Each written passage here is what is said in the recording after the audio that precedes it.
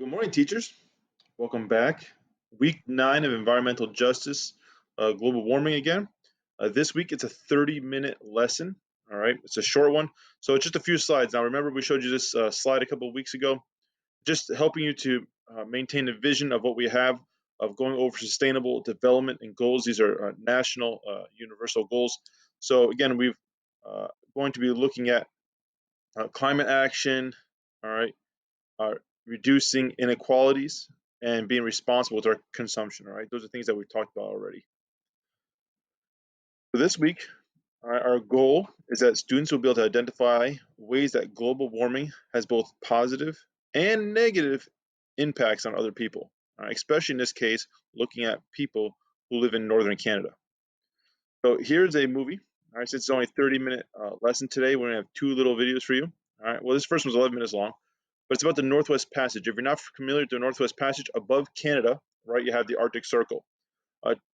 Traditionally, that's frozen over the majority of the year.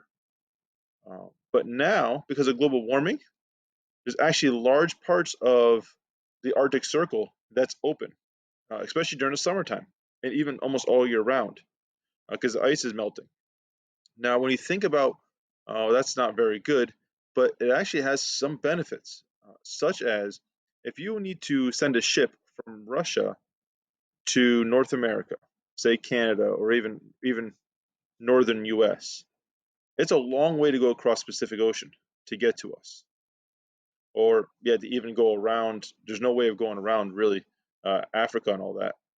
So if there was a direct route, if you look at the globe, going straight over the North Pole, or just skirting around the North Pole, is actually really quick and short in distance. It saves a huge amount of distance and mileage for commercial transport. Asia is now more quickly connected with the eastern coast of America. Europe is more quickly connected to the western side of America. This makes a huge impact in commerce and saves billions and billions of dollars a year if we can use this new passage instead of having to go down to the Mexico area, right, and going through the locks and stuff that they created down there to pass through, right? This is faster, it's easier. So it's actually a benefit, it's a positive effect of global warming, is that we now have more shipping lanes available to us, which greatly reduces the costs. But we all know that global warming has many, many, many negative effects. So the question I want them to reflect on is this: is it worth to embrace global warming because there are some positive effects to it?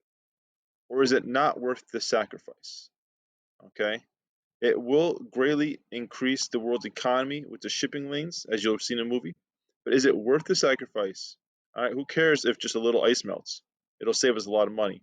I love this picture of this big seal. He's on a piece of ice that melts with underneath him, and he falls in the water. Now, this video again talks about the Northwest Passage, however, from a different point of view.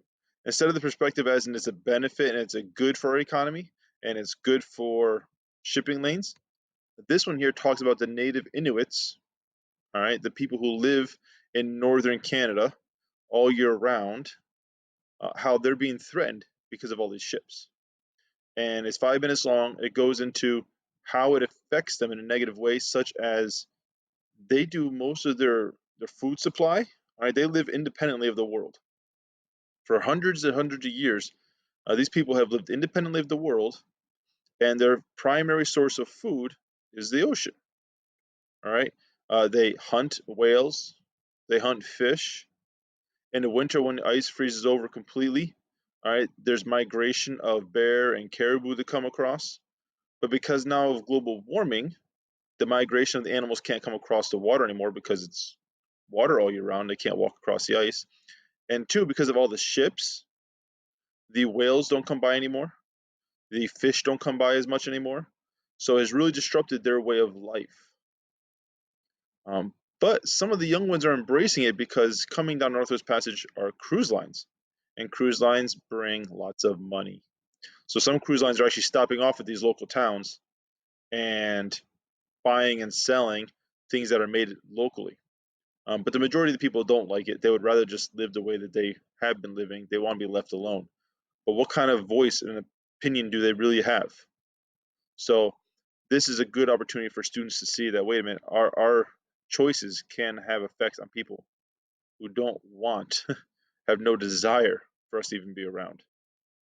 They've been very content the way they are for hundreds of years, and they don't really have a desire to change. So we should probably just leave them alone. But our commerce is greatly impacting them. So again, another reflection question. I got the penguin up here running away because of all the ships coming through.